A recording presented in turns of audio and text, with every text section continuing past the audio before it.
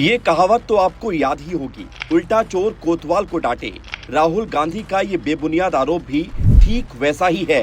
अब जब देश में साफ सुथरे चुनाव होते हैं तो राहुल गांधी एंड कंपनी को पेट में दर्द होना शुरू हो गया है। चुनाव वो जीत नहीं पा रहे हैं तो आ गए हैं अपने प्रोपेगेंडा फैलाने में। आपको याद होगा कि ईवीएम से चुनाव हारने के बाद कांग्रेस ने ईवीएम पर दोष मढ़ना शुरू कर दिया था, लेकिन जब कांग्रेस को बैलेट पेपर पर भी हार मिली तो वोटर लिस्ट पर शंका जताते हुए झूठ परोसने में लग गई है कांग्रेस। खैर, कांग्रेस को तो आदत है चुनाव आयोग पर बेबुनियाद आरोप लगाने और उसे कमजोर करने की। 2012 में जब देश में यूपीए की सरकार थी तब भी कांग्रेस ने चुनाव आयोग की ताकत कम करने की कोशिश की थी।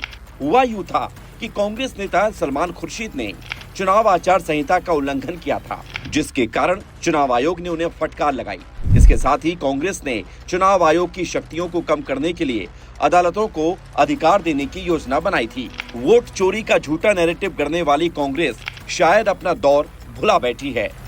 अगर आप युवा हैं तो अपने बड़े बुजुर्गों से पूछिएगा कि कैसे कांग्रेस राज में चुनाव जीतने के लिए कांग्रेस ने चुनावों में धांधली, बूथ कैप्चरिंग, मतदाताओं को ट्रक और ट्रैक्टर में लाना और मतदाताओं को नकद, शराब या साड़ी बांटना जैसी कुप्रथाओं को शुरू किया गया था।